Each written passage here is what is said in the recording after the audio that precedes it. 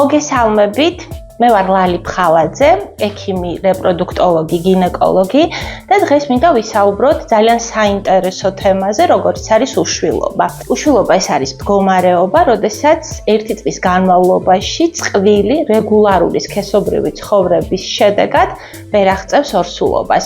ამ პრობლემასთან ასოცირდება გარკვეულწილად ორსულობის ვადამდე მიუტანლობა. ეს არის მდგომარეობა, როდესაც ხდება ორსულობის თვითნებური შეწყვეტა ნებისმიერ ვადაზე. რა შეიძლება ითქვას უშვილობის პრობლემასთან დაკავშირებით? ეს არის გლობალური პრობლემა, არა მხოლოდ საქართველოში, არამედ მსოფლიოში, რადგან მისი სიხშირე საკმაოდ მაღალია. 15%-ია მისი სიხშირე. უშვილობის მიზეზი თანაბრად ეხება ქალსა და მამაკაცს, მაგრამ თავის მხრივ უშვილობას აქვს მრავალი ფაქტორით განპირობებული მიზეზები. ეს შეიძლება იყოს ჰორმონული დარღვევები, ინფექციებით გამოწვეული პათოლოგიური ცვლილებები, ანატომიური ფაქტორები, იმუნოლოგიური ფაქტორები და გენეტიკური ფაქტორები, რომელსაც განსაკუთრებული როლი აქვს უშვილობაში, რადგან ჩვეულებრივი რუტინული კვლევებით ჩვენ ვერ ვადგენთ გენეტიკურ ფაქტორების დიაგნოსტირებას. უშვილობა განსაკუთრებული პრობლემაა, მაგრამ ეს არ არის მხოლოდ სამედიცინო პრობლემა, ეს არის სოციალური პრობლემაც, რადგან წყვილებისთვის სერიოზული გამოწვევა, ის მოქმედებს თვითშეფასებაზე, ნეგატიურ გავლენას ახდენს ურთიერთობებზე და შეიძლება ოჯახის დანგრევის მიზეზიც კი გახდეს. დღეს თანამედროვე მედიცინას აქვს საშუალება, რომ ზუსტად დაადგინოს უშვილობის გამომწვევი მიზეზი, რაც რა თქმა უნდა საფუძველია იმისათვის, რომ მკურნალობის ტაქტიკა მიზნობრივად იქნეს შერჩეული. ლაბორატორია სინევოს აქვს შესაძლებლობა წყვილს შესთავაზოს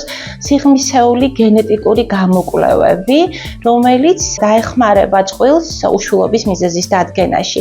ეს არის როდინია, ქალის უშვილობის პანელი, მამაკაცის უშვილობის პანელი შესაძლებელია ეს კვლევა წყილში ჩატარდეს და რა თქმა უნდა ამას პრიორიტეტული მნიშვნელობა აქვს. შესაძლებელია ჩატარდეს თრომბოფილიაზე კვლევა და რაც ყველაზე მნიშვნელოვანია, ეს კვლევები არაინვაზიურია, ტექნიკურად არ არის რთული შესასრულებელი. ამ დროს ნიმუშის აღება მარტივად შეიძლება მოხდეს ლოყის ლორწოვადიდან. თქვენ იცით, რომ ადამიანის ყველა უჯრედი შეიცავს ქრომოსომების გარკვეულ ნაკრებს, ქალებში ეს არის 46XX, ხოლო მამაკაცებში 46XY ქრომოსომა. ქრომოსომები თავის მხრივ წარმოდგენილია გენები და თითოეული გენი პასუხისმგებელია ამა თუ იმ ნიშან-თვისებაზე.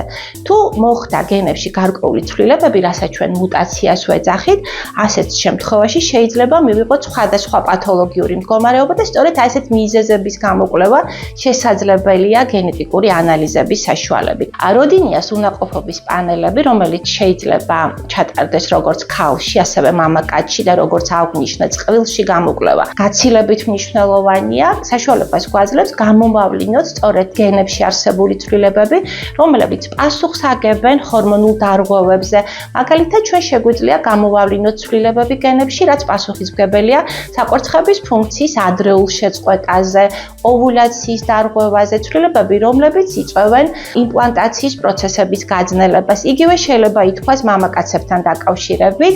როდინია მამაკაცის უნაყოფობის პანელი საშუალებას გვაძლევს დავადგინოთ ისეთი მიზეზი, რაც შემდგომში ხდება აზოოსპერმის მიზეზსაც არა გვაქვს სპერმატოზოიდები იაკულათში, მათი რაოდენობა არის ძალიან შემცირებული, მორფოლოგია არის დაქვეითებული, მათი მოძრაობის ხარისხი არის სათანადო.